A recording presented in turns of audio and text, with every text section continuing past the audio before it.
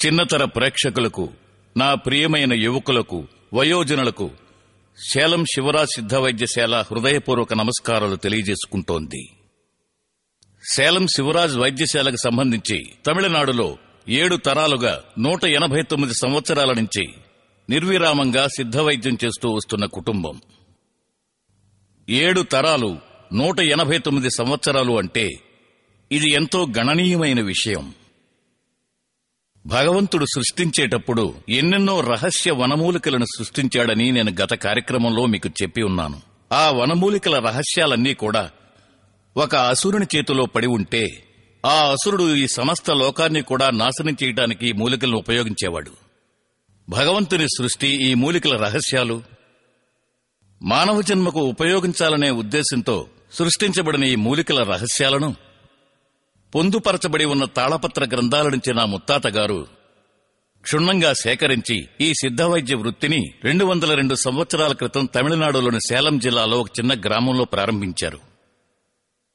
ఆయన వారి కుమారుడైన సుబ్రహ్మణ్య వైద్యులు గారికి ఈ వృత్తి రహస్యాలను నేర్పి ఉన్నారు. సుబ్రహ్మణ్య వైద్యులు గారు వారి కుమారుడైన రత్నవేలు వైద్యులకి, వారి మనవడైన శివరాజ్ గారికి ఈ వైద్యం నేర్పించారు. శివరాజ్ వైద్యులు వారి కుమారుడైన శివరాజ్ శివకుమారైన నాకు, వారి మనవడైన శివరాజ్ సంజయ్కి ఈ వృత్తి రహస్యాలు నేర్పించారు. నేను నా మనవడైన శివరాజ్ శిబికి ఈ వృత్తి రహస్యాలు నేర్పుతూ వస్తున్నాను. కారణం ఏమిటంటే, వేళ్ల మీద లెక్కపెట్టదగిన పెద్దలు అంటే సిద్ధవైద్య కుటుంబానికి చెందిన వాళ్లు 200 మందో 250 మందో ఇప్పుడు జీవిస్తున్నారు. అందరికీ వయసు పెరుగుతూనే ఉంది. నాకే 65 ఏళ్ల వయసు వచ్చినప్పుడు వాళ్ళకింకా వయసు ఎక్కువ పెరుగుతూ ఉంటుంది. అలా ఉన్న కుటుంబానికి చెందిన వాళ్ల దగ్గర ఒక్కొక్కరి నుంచి ఒక్కొక్క మూలికా రహస్యాలు, ఏం మూలికా రహస్యాలు అన్నది లేదు, విపరీతమైన మూలికా రహస్యాలు ఒక్కొక్కరి దగ్గర ఉన్నాయి. ప్రతి ఒక్క వ్యాధిని నయం చేయగల మూలికా రహస్యాలను అపారంగా వాళ్ల దగ్గరుంచుకున్నారు. ఆ వృత్తి రహస్యాలను వంశపారంపర్యంగా వాళ్ల కుటుంబాలకు చెందిన వాళ్లకు మాత్రమే నేర్పుతారే తప్ప వేరే ఎవరికీ ఇంతవరకు నేర్పిన దాఖలాలే లేవు. అటువంటి వృత్తి రహస్యాలు చూస్తే ఆ 200-250 మందో కూడా ఇంకొద్ది కాలంలో మనతో లేకుండా పోయారంటే ఈ వృత్తి రహస్యాలు మానవ జన్మకు ఉపయోగపడకుండా నిర్వీర్యమైపోతాయి. అప్పుడు సిద్ధవైద్యం అనేది ఒకటి ఉండేది అన్న మాట మాత్రమే మిగిలిపోతుంది. ముందు రాబోయే తరాలకు ఇది లభించకుండా పోతుంది. ఎంతగా సిద్ధవైద్యంలో డిగ్రీ పొంది వచ్చినా కూడా వీళ్ల దగ్గరున్న రహస్యాలు మేరకు వాళ్ల దగ్గర ఉండవన్న విషయాన్ని మాత్రం నేను తెలియజేసుకుంటున్నాను. అలా అని నేను వాళ్ళని తక్కువగా అంచనా వేయడం లేదు. కారణం ఏమిటంటే, మా కుటుంబంలోనే వంశపారంపర్యంగా చూస్తే సిద్ధవైద్య కళాశాలలో చదువుకుని సిద్ధవైద్యులు అయిన వాళ్లు, సిద్ధవైద్యం చేస్తున్న వాళ్లు మా కుటుంబంలో చాలా మంది ఉన్నారని తెలియజేసుకుంటున్నాను. అదేవిధంగా సిద్ధవైద్యంలో పై చదువులు చదివిన వాళ్లు మా కుటుంబంలో చాలా మంది ఉన్నారు. అదేవిధంగా మా వారసులను తీసుకుంటే అలోపతి వైద్యం చదివి డాక్టర్ డిగ్రీలు పొంది డాక్టర్లుగా ప్రాక్టీస్ చేస్తున్న వాళ్లు కూడా మా కుటుంబంలో చాలా మంది ఉన్నారు. అదేవిధంగా అలోపతి వైద్యంలో కూడా పై చదువులు చదివిన వాళ్లు, ఆపరేషన్ చేయగల సామర్థ్యం ఉన్న వాళ్లు కూడా మా కుటుంబంలో ఇంకా చాలా మంది ఉన్నారు. ఈ దేశంలోనే కాదు, విదేశాల్లో కూడా వైద్య వృత్తిని చేస్తున్నారు. విదేశాల్లో సైతం పేరు ప్రఖ్యాతులు గడించి వైద్య వృత్తిలో ఉన్నవాళ్లు మా కుటుంబానికి చెందిన వాళ్లు చాలా మంది ఉన్నారు. అందువల్ల ఈ సేలం శివరాజ్ సిద్ధ వైద్యశాల వ్యవస్థాపన అనేది వంశపారంపర్యంగా వచ్చిన, ప్రభుత్వం అనుమతి పొందిన ఒక విశిష్టమైన సంస్థ. ప్రభుత్వం యొక్క అనుమతి లేకుండా చేస్తున్న సంస్థ కాదు, ప్రభుత్వం యొక్క అనుమతి పొందిన ఒక విశిష్టమైన సంస్థగా పేరుగాంచినది. నిన్న మొన్నటి నుంచి కాదు, నా ముత్తాతగారి కాలం నుంచి 1921వ సంవత్సరం నుంచి కేంద్ర ప్రభుత్వం వారు నా ముత్తాతగారికి ఆ రోజుల్లోనే సిద్ధవైద్యం చేయడానికి అనుమతిని ఇచ్చారు. సిద్ధవైద్యం చేయడానికి తగిన గుర్తింపునిచ్చి ముద్ర వేసి దానికి కావలసిన సర్టిఫికేట్ కూడా ఆ రోజుల్లోనే ఇచ్చారు. అదేవిధంగా 6వ జార్జి చక్రవర్తి పట్టాభిషేక మెడల్ పొందిన సంస్థ మా సంస్థ. 1927లో మన ప్రభుత్వం నా పార్సెల్స్ ని విదేశాలకు ఎక్కువగా ఎగుమతి చేయడం కోసం మా సౌకర్యానికి అనుకూలంగా మాకంటూ ప్రత్యేకంగా మా గ్రామంలో ఒక పోస్టాఫీసును కూడా ప్రారంభించారు. అదేవిధంగా సేలం జిల్లా కలెక్టర్ గౌరవనీయులైన ఎస్వి రామమూర్తి గారు 1930లో మా కొండ మీద పేదల కోసం ఒక ధర్మ వైద్యశాల స్థాపన కూడా సహకరించారు. ఆ వంశపారంపర్యం ఇంకా సాగుతూనే ఉంది. అదేవిధంగా 1930లో చెన్నై మహానగరంలో ఉన్న మున్సిపాలిటీ మిగతా ఆసుపత్రులన్నిటిలోనూ మా మందులు తీసుకుని ప్రభుత్వ పరంగానే అందరికీ అందుబాటు చేశారు. అంత ప్రసిద్ధి చెందిన సంస్థ మా సంస్థ. ఇది ప్రభుత్వ షరతులకు పూర్తిగా లోబడి పనిచేస్తున్న ప్రఖ్యాత సంస్థగా గుర్తింపు పొందింది. ఎందువల్లంటే ఈ సిద్ధ వైద్య విధానంలో మా ముత్తాతగారు 64 రకాలైన వ్యాధులకు చికిత్స చేస్తూ వస్తూ ఉండగా అవి క్రమక్రమంగా తగ్గుతూ వచ్చి మా తండ్రి గారి కాలంలో 32 రకాల వ్యాధులకు చికిత్స చేసేవాళ్లం. ఒక సిద్ధ వైద్యుడు అనేవాడు ఈ వ్యాధికి మాత్రమే చికిత్స అనేది కాకుండా అన్ని రకాల వ్యాధులకు చికిత్స చేస్తున్న రోజుల్లో ఆస్మా, రాచపుండు, మూలవ్యాధి, చర్మ వ్యాధి, చక్కెర వ్యాధి, ఫలానా వ్యాధిని కాకుండా అన్ని రకాల వ్యాధులు, కొత్త కొత్త వ్యాధులన్నిటికీ దానికి తగిన మందులిచ్చి పథ్యాలు ఇచ్చి నయం చేసి ఎంతగానో పేరు ప్రఖ్యాతులు సంపాదించిన మా ఈ సంస్థ ఎటువంటి వ్యాధినైనా నయం చేయొచ్చు, చికిత్సకి లొంగని వ్యాధంటూ లేదు అన్న ధీమాతో చేస్తూ వస్తున్నాం. ఇందులో మనసుకెంతో కష్టంగా అనిపించింది, బాధ పెట్టింది ఒక సంఘటన జరిగినందువల్ల చక్కెర వ్యాధికి, ఆస్మాకి, మూల వ్యాధికి, రాచపుండికి ఎక్కువగా ప్రాధాన్యత ఇవ్వలేదు. ఎందుకు కారణం అంటే వాటికి ప్రాధాన్యత ఇవ్వకపోయినా వాటికి కూడా చికిత్స చేస్తూనే ఉన్నాం. ఆ వ్యాధికి పీడితుడైన వ్యక్తిని చూస్తే ఆస్మా ఉన్న వ్యక్తికి చికిత్స చేస్తే అది అతనితోటే అయిపోతుంది. మూల వ్యాధికి చికిత్స చేస్తే అది అతనితోటే అయిపోతుంది. కానీ ఈ మగతనం లోపం అన్నదాన్ని తీసుకుంటే బలహీనత అది ఏర్పడిందంటే బలహీనత వల్ల బాధితుడైన యువకుడు తను ఒక్కడ మాత్రమే బాధితుడు కాదు, తను పెళ్లి చేసుకునే అమ్మాయి కూడా బాధితురాలవుతుంది. అతని కన్న తల్లిదండ్రులు కూడా వీళ్ళిద్దరి జీవితాలు బాగోలేనందువల్ల అది వాళ్ల జీవితం మీద కూడా ప్రభావం చూపిస్తుంది. వాళ్ళిద్దరే కాకుండా ఆ అమ్మాయి జీవితం వృధా అయిపోతే ఆమెను కన్న తల్లిదండ్రుల జీవితం కూడా వృధా అవుతుంది కదా. ఆ విధంగా 6 జీవితాలు, ఈ కుర్రాడు చిన్న వయసులో చేసిన ఒకే ఒక తప్పు వల్ల 6 జీవితాలు చిన్నాభిన్నమవుతాయని గుర్తించండి. నేను ఈ కార్యక్రమం ద్వారా ఎక్కువగా వివరణలు ఇచ్చి యువకులలో ఒక గట్టి నమ్మకాన్ని కలిగించటమే నా ఉద్దేశం. ఈ యువకులందరూ సాధించాల్సింది ఎంతో ఉంది. వాళ్ళందరి పరిస్థితి ఇప్పుడు ఎలా ఉంది? అసలు కారణం ఏమిటంటే చిన్న వయసులో మిత్రులు చెప్పారు, వాళ్ళు చెప్పారు, వీళ్లు చెప్పారు అనే ఉద్దేశంతో పూర్తిగా దురవ్యసనాలకు లోనై జీవితాన్ని చిన్నాభిన్నం చేసుకునే స్థితిలో ఉన్నారు ఇప్పుడు. దాన్ని నేను 3 భాగాలుగా విభజించి చెప్తాను. 3 భాగాలను తీసుకున్నామంటే బలహీనత ఎలా ఏర్పడుతుంది, ఆ బలహీనత ఏర్పడినప్పుడు చిన్న వయసు కుర్రాడు ఎలా బాధించబడతాడు, అతని జీవితం ఎంతవరకు చిన్నాభిన్నం అవుతుంది అన్నది ఒక స్టేజ్. తదుపరి స్టేజ్ ఏమిటంటే వివాహం చేసుకోవలసిన ఒక పెళ్లి కొడుకు వివాహం చేసుకునే ముందు తన తల్లిదండ్రులతో తనకు ఏర్పడిన బలహీనత గురించి బయటకు చెప్పడానికి బిడియపడి, సిగ్గుపడి, బాధపడి, దాచిపెట్టేసి తల్లిదండ్రులు చెప్తున్నారని చెప్పి పెళ్లి చేసుకుని తన జీవితంలో తన నెత్తి మీద తనే దుమ్ము తీసి స్వయంగా కొట్టుకోవడం అనేది తర్వాత స్టేజ్ గాను, 3వ స్టేజిలో 50-55 సంవత్సరాలు రిటైర్మెంట్ స్టేజ్లో ఉన్న వయోవృద్ధులు, 50-55 సంవత్సరాలు రిటైర్మెంట్ స్టేజ్లో ఉన్న వయోవృద్ధులు తన జీవితంలో తన భార్య సంసార సుఖం పొందలేని స్థితిలో, తన భార్య అడిగినప్పుడు ఆ సుఖాన్ని తను ఇవ్వలేని పరిస్థితిలో 50 సంవత్సరాలకు పైన సంతోషంగా మనవాళ్ళని మనవరాల్ని ముద్దాడుతూ గుళ్ళు గోపురాలకు వెళుతున్న సంతోషంలో సంసార సుఖం దొరకనప్పుడు వాళ్ల కుటుంబాల్లో ఎటువంటి చికాకులు ఏర్పడతాయో నేను 3వ స్టేజిగా వివరిస్తున్నాను. ఇది చిన్నతరను చూస్తున్న యువకులైనా సరే, వయోవృద్ధులైనా సరే ఒక 5 నిమిషాలు నా కోసం దయచేసి చూడండి. ఎందుకంటే ఈ కార్యక్రమం నేను డబ్బు సంపాదించడానికి ఉద్దేశించింది కాదు, మీకు మనో వికాసంగానూ ఒక పాఠంగానూ ఉంటుందని చెప్తున్నాను. ఇష్టపడిన వాళ్ళు మాత్రమే చూడండి. ఇష్టం లేకపోతే 100 ఛానల్స్ పైనున్నాయే, ఏదైనా మీరు చూడొచ్చు. ఇదే చూడాలని లేదు, కానీ ఇందులో ఒక విజ్ఞానం ఉంది కాబట్టి చూడమని చెప్తున్నాను మిమ్మల్ని. ఎందుకంటే 13 సంవత్సరాల్లో కుర్రాడు 40 సంవత్సరాల క్రితం చూస్తే 13 సంవత్సరాల వయసులో ఒక కుర్రాడికి ఇంద్రియం ఉత్పత్తి అవుతుందంటే 13 సంవత్సరాల నుంచి 20 సంవత్సరాలు వచ్చే వరకు ఒక విధమైన పరిస్థితి, 25 సంవత్సరాల నుంచి 35 సంవత్సరాల వరకు, 45 సంవత్సరాల వరకు ఇంద్రియం ఉత్పత్తి అయ్యి అనుభవించాల్సిన వయసులో ఉన్న యువకులు నేడు మన రాష్ట్రంలో 13 ఏళ్ల వయసు వచ్చినప్పటి నుంచి తను తప్పు చేయడం మొదలుపెట్టి 20 సంవత్సరాలు వచ్చేసరికి పూర్తి మగతనాన్ని పోగొట్టుకుని తన జీవితమే చిన్నాభిన్నమయ్యే స్టేజికి వస్తాడు. అందువల్లే నేడు చదువుకుంటున్న యువకులను చూస్తే చిన్న వయసు పిల్లలు తెలుసో తెలియకో మిత్రులు చెప్పారు, వాళ్ళు చెప్పారు, వీళ్లు చెప్పారు అని తప్పులు చేస్తున్నారు. దానికి సరైన కారణాలంటూ ఈ చిన్న తరలో నేను ఇప్పుడు మీతో చెప్పలేను. అంతలా తన జీవితాన్ని నాశనం చేసుకుని శరీరంలో ఉన్న నాడులన్నీ చచ్చిపోయేటట్టు ఎందుకు పనికిరాని విధంగా 20 సంవత్సరాలు వచ్చేసరికే అయిపోతున్నారు. చదువుకునే కుర్రాడు తన జీవితాన్ని వృధా చేసుకుంటున్నాడు.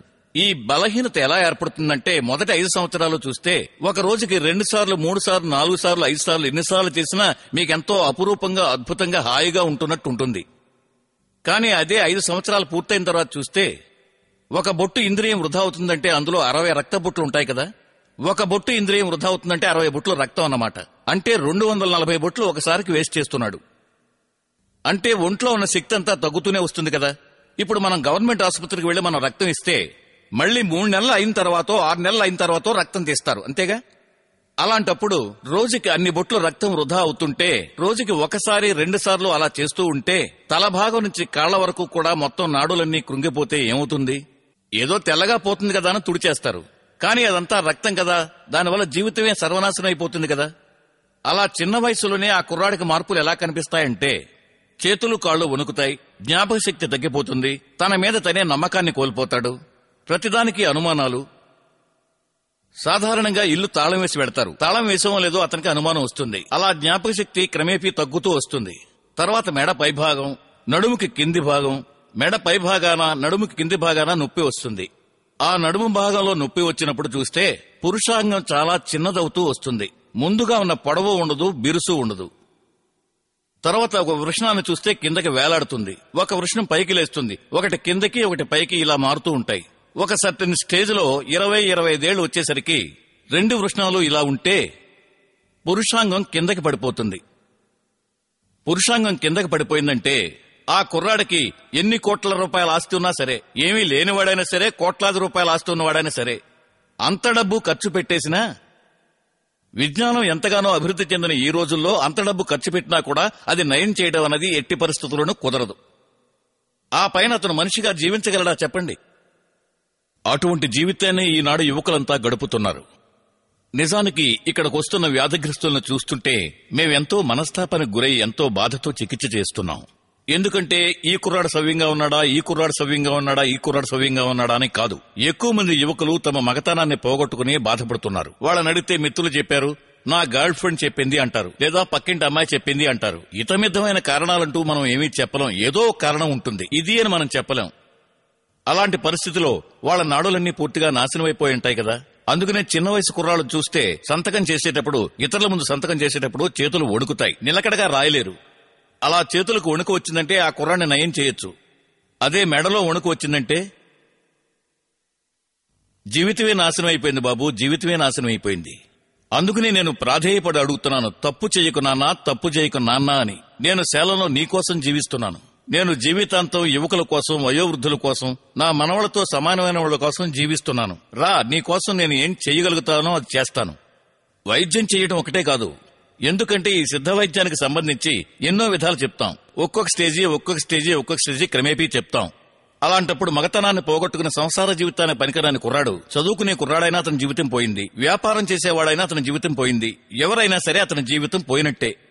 ఎందుకంటే అతని శరీరంలో ఉన్న పూర్తి శక్తి అంతా పోయినప్పుడు ఎందుకు పనికిరాని పరిస్థితికి వచ్చేస్తాడు. అదే ఎంతో బాధాకరమైన మనస్తాపం కలిగించే పరిస్థితి. ఒక స్టేజ్లోకి వచ్చినప్పుడు సడన్ గా ఒక కుర్రాడికి 25 ఏళ్ల వయసు, 27 ఏళ్ల వయసు వచ్చిందనుకోండి, తల్లిదండ్రులు పెళ్లి చేయాలని ఆశపడతారు. అలా పెళ్లి చేసేటప్పుడు ఆ కుర్రాడు తల్లిదండ్రులకి బహిరంగంగా చెప్పైనా, నాన్నా నాకు ఈ ఇబ్బంది ఉందని బయటకు చెప్పాలి. ఎందుకంటే బహిరంగంగా చెప్పి దానికి తగిన చికిత్సను పొందడం చాలా మంచిదని నా ఉద్దేశం. సిగ్గుపడో బిడేపడో ఏమీ మాట్లాడకుండా ఉండడం వల్ల మీరు జీవితంలో ఏ సుఖం పొందలేక భార్య ద్వేషానికి గురవుతారే తప్ప ఏమీ సాధించలేరు. అనేక మంది సంసార జీవితం సుఖంగా లేనందువల్లే విడాకుల వరకు వెడుతున్నారు. ఒకరి మీద ఒకరికి అనుమానం కలిగే పరిస్థితి కూడా దాపురిస్తుంది.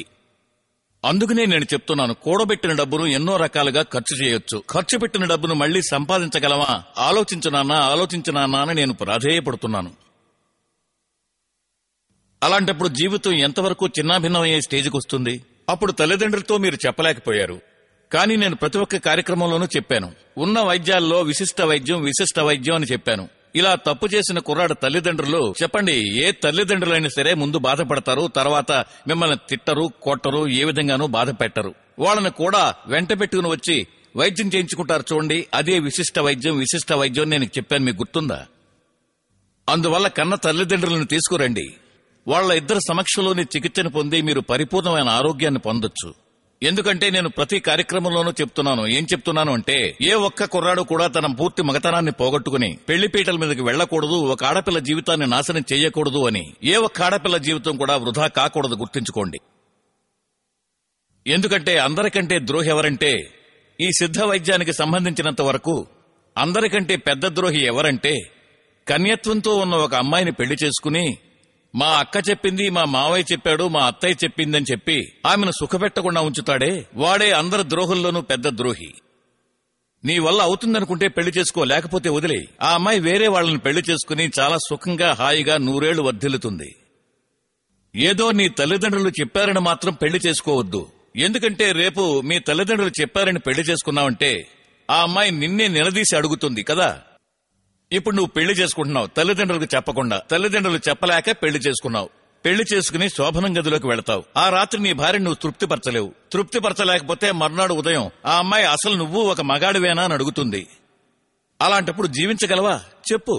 శోభనం రాత్రిలోనే ఈ రోజుల్లో ఉన్న ఏ అమ్మాయి అయినా సరే, చదువుకున్న అమ్మాయి అయినా సరే, చదువుకోని అమ్మాయి అయినా సరే, ఆ సెక్స్ గురించి తెలుసుకునే వస్తున్నారు. అందరూ కూడా తనతో కలిసిమెలిసి ఉన్న స్నేహితులను తెలుసుకునే వస్తున్నారు. అలాంటప్పుడు వాళ్ళకి కావాల్సిన దొరకనప్పుడు వాళ్ళ మానసిక పరిస్థితి ఎంతగా దెబ్బతింటుంది.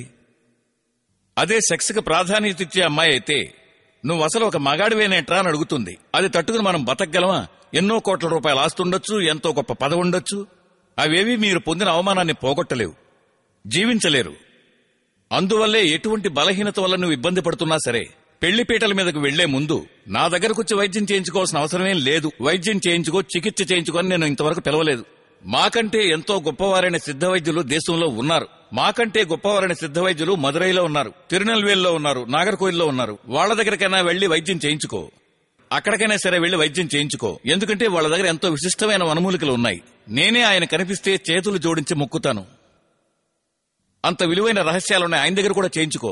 మగతనం లేక, దాంపత్య సుఖానికి నోచుకోలేక సంతాన భాగ్యం కావాలంటే సేలం శివరాజు సిద్ధ వైద్యశాల తప్ప వేరే ఎక్కడా చేయడానికి కుదరదు అనడానికి కారణం ఏమిటంటే, ఈ వనమూలికల రహస్యాలు నా ముత్తాత గారు, నా తాతగారు, నా తండ్రి గారు ఎక్కువగా తెలుసుకుని ఉన్నందువల్ల ఈ వైద్యాన్ని మేము ఎక్కువగా చేస్తూ వస్తున్నాం. అదేవిధంగా ఆడపిల్లను సుఖపెట్టే శక్తి నా దగ్గర లేదు, వదిలేద్దాం అనుకున్న కుర్రాడు తిరిగి ఆ శక్తిని పొంది ఈ రోజు ఒక అమ్మాయిని పెళ్లి చేసుకున్నాడు. పెళ్లి చేసుకుని శోభనం గదిలోకి వెళ్లాడు. ఆ సుఖాన్ని అనుభవించేటప్పుడు ఆ అమ్మాయి, అయ్యో నాకు చాలా కష్టంగా ఉందండి, ఇక వదిలేయండి చాలు అందనుకోండి. ఆ కుర్రాడు పొందే సంతోషాన్ని చూస్తే లోకంలో ఏ కుర్రాడో అలా పొందలేడు. అటువంటి సంతోషాన్ని లోకంలో ఎవడూ పొందలేడు. ఆ అమ్మాయి చాలు కష్టంగా ఉందండి వదిలేయండి అని చెప్పిందంటే ఆ అమ్మాయి అప్పటి నుంచి ఇతని చుట్టూనే తిరుగుతూ ఉంటుంది. నిజంగా ఒక్క నిమిషం కూడా వదిలిపెట్టకుండా ఇతని చుట్టూ మామా మామా మామా అంటూ తిరుగుతూ ఉంటుంది. అది జార విడుచుకుని చూడండి. మగతనాన్ని జార విడుచుకు చూస్తే ఎంతటి అంతస్తున్నా సరే, పదవి ఉన్నా సరే, ఆస్తిపాస్తులున్నా సరే, మేడలు మిద్దులు ఉన్నా సరే, మీ జీవితం పూర్తిగా చిన్నాభిన్నం అయిపోయినట్టే అర్థం. నా మాటకి ఏమాత్రం తిరుగులేదు.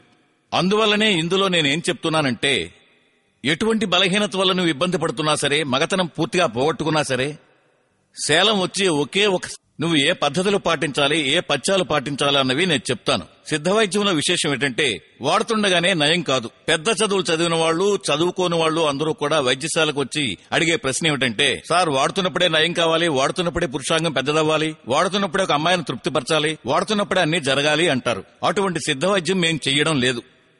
ఎందుకంటే నా మూలికల మందులు ఎలా అంటే, మేడమిట్లు మనం ఎలా ఎక్కుతున్నామో అదే విధంగా దిగి రావాలే తప్ప ఎగిరి కిందకి దూకలేం.